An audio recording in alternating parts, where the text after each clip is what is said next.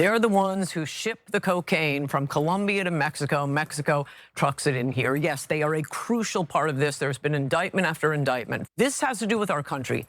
The cocaine and meth and fentanyl, they're killing hundreds of thousands of Americans. This is our hemisphere, and we should be installing puppet governments throughout the region. All right, folks, welcome back to the channel. Today, we're diving headfirst into a classic political debate, one where the mainstream media, specifically our friends at TYT, try to tell you what's really going on. We've got Ann Coulter in the crosshairs, and the topic? Venezuela, drugs, and of course, oil. It's a tangled web, but don't worry, we're here to cut through the noise and expose some serious double standards and logical gymnastics. Let's roll the clip, and you'll see what I'm saying. I'm not going to peddle the bull theories about how Venezuela is at the heart of our drug problems. Fentanyl comes, the material is coming from China. It's trafficked to the United States from Mexico. No, it's literally not from China. The ingredients for the drug come from China. Well, on this week's episode of Her Take, Ann Coulter peddled the exact same Trump administration lies that the motivating factor in taking out Nicolas Maduro, the leader of Venezuela, was due to the fact that he was a part of a major drug trafficking operation sending drugs to the United States. And she even tried to make us believe that Venezuela is behind the fentanyl epidemic, which literally no one is saying, including the Trump administration. Like, unhinged. But Cenk, before I further debunk this big lie from not just Ann Coulter, but others who are defending what the Trump administration just did, what are your 2 cents? Whoa, hold on a minute. Unhinged? Literally no one is saying? That's a pretty bold claim from Anna, especially when you consider the well-documented history of narco states and the very real concerns about drug trafficking in our hemisphere.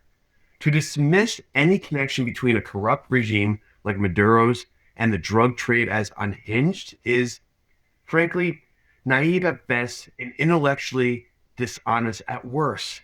Let's be clear, no one is saying Venezuela alone is the sole source of fentanyl. That's a straw man agreement right there.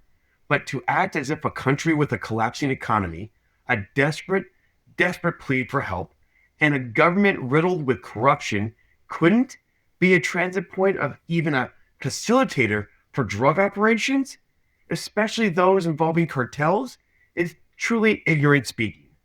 It's like saying a leaky boat in a storm has no connection to getting wet. Come on now. The left-leaning media often jumps to, it's all about oil. Anytime America gets involved anywhere near a country with natural resources. And yes, oil is a factor. Of course it is. It's a strategic resource. But to completely ignore the drug component, especially when we're talking about a fentanyl crisis devastating American families in every city, in every town, in every state, you're missing a big piece of the puzzle. It's not an either-or situation. It's usually a complex tapestry of factors. And you know that, Anna. Yeah, so look, if you don't know that this has nothing to do with drugs, you're a bit of a sucker. Sorry, but it's just true. And even people in the right-wing movement are at least being honest about it, like including Megyn Kelly saying, yeah, we're just taking their oil. And that's just us exerting our power. And half of them are saying good, or more than half are saying good, right? But it's interesting that Ann Coulter, who usually doesn't mind saying evil things, is still pretending it's about drugs. I'm kind of surprised by that. Well, she also says good that we're taking their oil. We should, and use the ridiculous excuse that this is part of the Monroe Doctrine. I can't, I really can't. Please don't insult our intelligence, please, I'm begging you. Please don't insult our intelligence, especially when, as these lies are being told, Trump is simultaneously bragging about how we're taking their oil, this is all about the oil. What do I need from Rodriguez, Delcy Rodriguez, who is now the effective leader of Venezuela after the ouster of Nicolas Maduro? She needs to give me access to the oil and other things. That was a direct quote. Okay, please don't insult our intelligence. But anyway, as we told you weeks ago, the Cartel de los Soles, which Maduro was allegedly the head of, right, doesn't exist. And it appears that the DOJ has conceded as much because they have dropped that charge against Nicolas Maduro in their case against him. So according to the New York Times, the Trump administration designated a Venezuelan, take a look at this headline. They designated a Venezuelan slang term for drug corruption in the military as a terrorist organization and said that Maduro led it. Now, Trump used that dubious claim to oust Maduro from power. The claim does trace back to 2020, a 2020 grand jury indictment specifically of Maduro that was drafted by Trump's Justice Department. The Treasury Department designated Cartel de los Soles as a terrorist organization after that. This was in July of last year, 2025, effectively copying language from the earlier indictment. And then in November, Secretary of State Marco Rubio ordered the State Department to do the same. But Cartel de los Soles, again, as the New York Times reported, is actually a slang term invented by the Venezuelan media dating back to the 1990s for officials who were corrupted by drug money, right? Now, prosecutors still accuse Maduro of participating in a drug trafficking conspiracy, but they abandoned the claim that Cartel de los Soles was an actual organization. Instead, the revised indictment states that it refers to a patronage system and a culture of corruption fueled by drug money. Now, the old indictment refers 32 times to Cartel de los Soles and describes Maduro as that cartel's leader. However, the new indictment mentions it only twice and says that he, like his predecessor, President Hugo Chavez, participated in, perpetuated, and protected this patronage system. Now, experts in Latin American crime and narcotics issues criticized other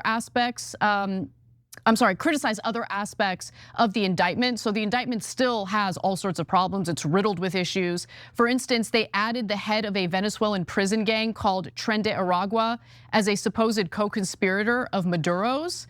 The connection described in the indictment is thin. It says only that the gang leader, in phone calls in 2019 with someone he thought was a Venezuelan official, offered escort services to protect drug shipments passing through Venezuela. Okay. That's nothing. Now, The Dissident, which is a fantastic content creator on Substack, for lack of a better word. They don't have bylines, so I don't know their names, but they do incredible reporting. They have a theory that the reason why the DOJ did this, partly the reason why they did this, is because the CIA was involved in trafficking drugs to Venezuela and they don't want that to come out. I'll give you the details of that in just a second. But first, Cenk. Yeah, so if it was about drugs, then why did we let Juan Orlando Hernandez go? He's former president of Honduras, one of the biggest drug traffickers in human history, convicted in US courts. There's absolutely no question he did it. And Trump gave him a pardon. So if you were concerned about drugs, there is 0% chance you would let Hernandez go. So he's not concerned about drugs at all, not 1%. You're a total, utter sucker if you believe that line. And you'll believe anything. He could say, oh, I did it for the rabbits. And you'd be like, of course, the Easter Bunny, that's why we had to do it, right? Okay, total, utter sucker. If you believe it's about drugs, wow, that's a pretty strong condemnation for anyone who dares to think beyond the one-dimensional narrative. Cenk is making a classic logical leap right here. Because one politician, Trump, made a questionable move regarding one drug trafficker, Hernandez, it's automatically invalidate any and all concerns about drug trafficking in any other situation? That's like saying because one cop took a bribe, all law enforcement is corrupt and no crime should ever be prosecuted. It's ridiculous. Look, no one is arguing that US foreign policy is perfectly consistent, morally pure endeavor.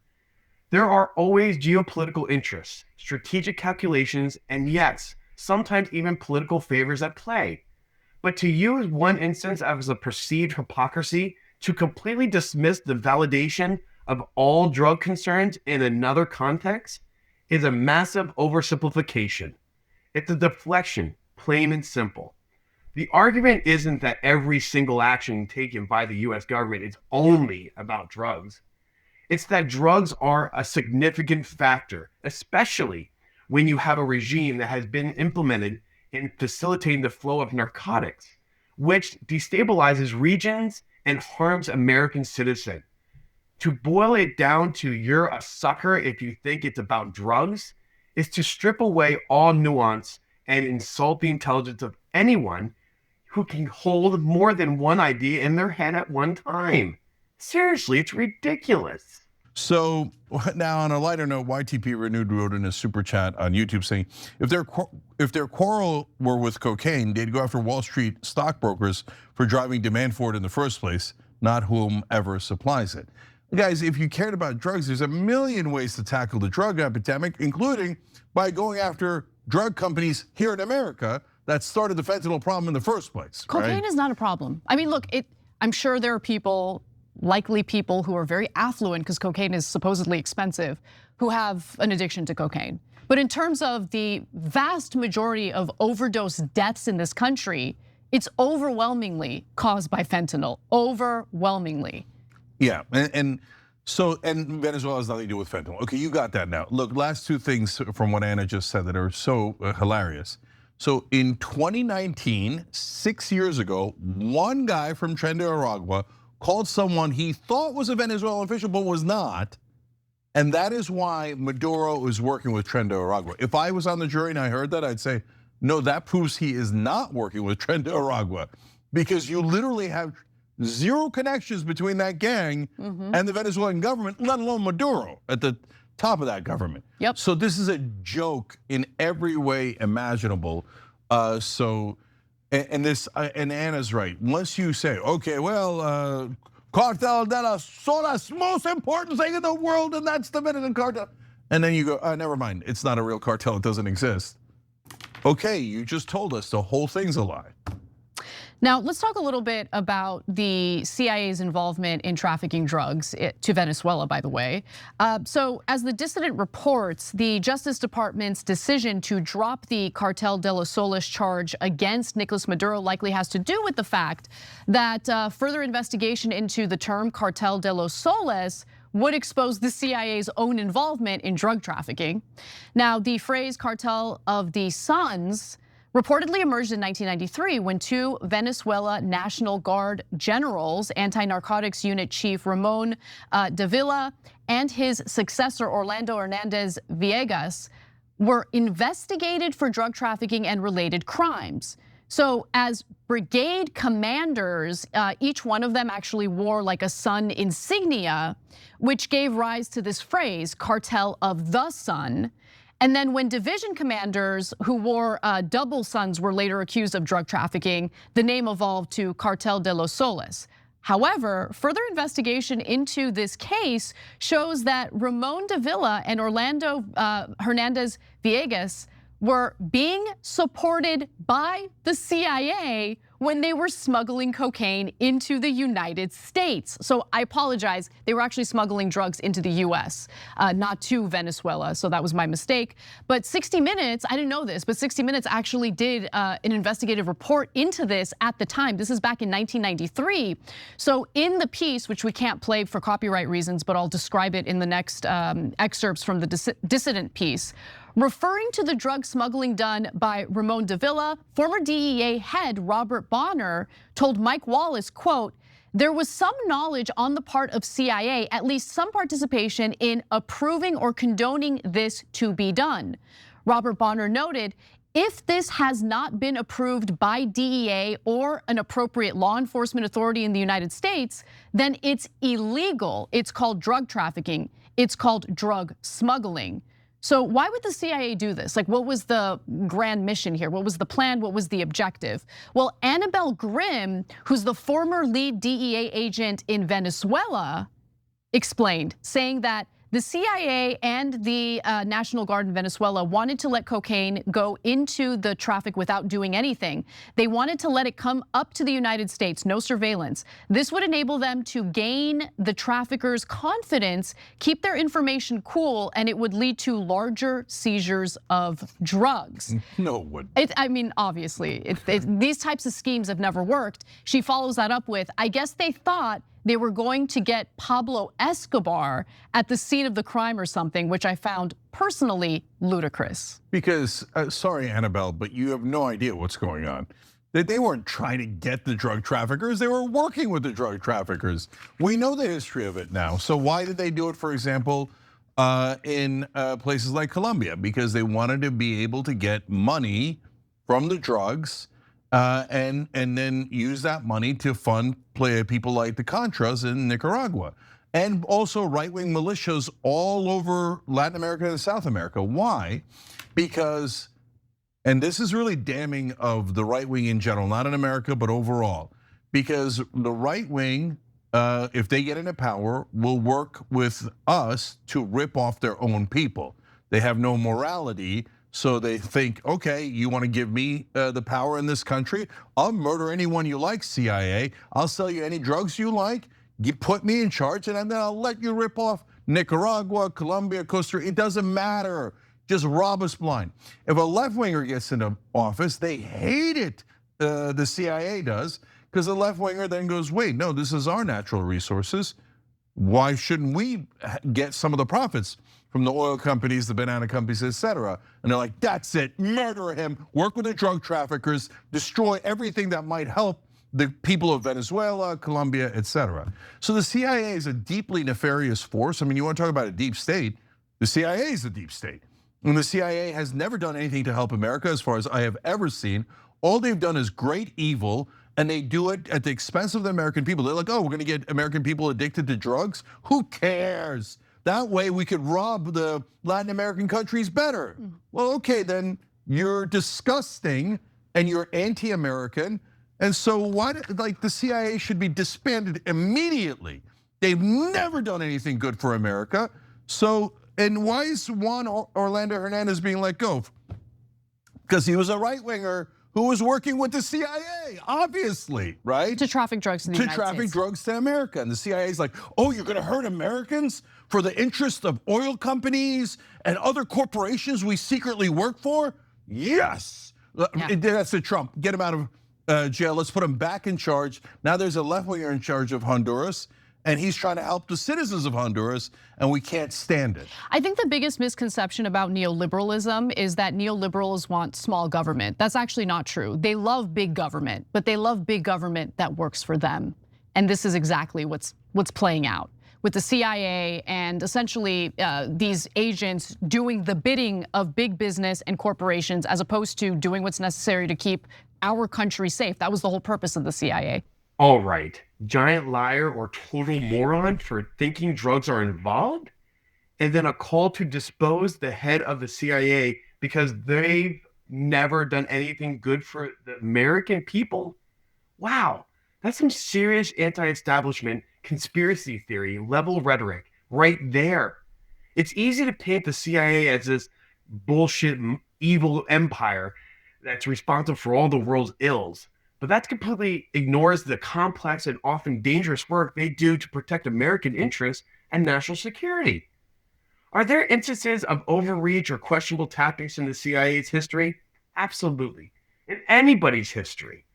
No large organization, especially one operating in the shadows of international espionage, is without its flaws. But to claim they never done anything good, that they're deeply infurious and should be disbanded immediately, is an incredibly reckless and uninformed statement. It's the kind of sweeping generalization that appeals to a certain segment of the audience, but it doesn't stand up to scrutiny. The idea that the CIA is the primary drug trafficker into the US is a classical trope, often used to deflect blame from actual cartels, foreign regimes, and domestic demand. The domestic demand is the worst. While there might be isolated historical incidents to suggest they're systematically flooding our streets with fentanyl is a wild leap. It's a convenient scapegoat for those who want to dismantle institutions they inherently distrust, regardless of the real-world consequences. And let's be realistic. If you truly believe the CIA is the biggest drug problem, then you're proposing a radical destabilization action that would leave our nation incredibly vulnerable. It's not a serious policy proposal. It's a rhetoric flushed designed to shock and outrage. The truth is, the world is messy, and our intelligence agencies, for all their imperfections, play a critical role in navigating that mess. To call anyone who thinks otherwise a moron is just plain insulting and, frankly, a cheap way to end an argument when you're running out of substance. It's just weak. If you really cared about the war on drugs and that's what you think it makes sense to invade Venezuela, then you should get rid of the CIA. No one's brought more drugs into this country than the CIA. So are we gonna do a war to depose the head of the CIA? I wish we would. Right? No, we're not gonna do that. So anybody telling you that it's the drugs, just know they're a giant liar or a total moron who has no idea about anything that's actually happening in the news and in the real world. And there you have it, folks. Another deep dive in the political spin cycle. It's clear that in today's media landscape, nuance is often the first casualty. We've got commentators on the left trying to simplify complex geopolitical issues into it's all about oil or the CIA is evil, while dismissing legitimate concerns as unhinged. The truth, as always, is far more complicated than the soundbite.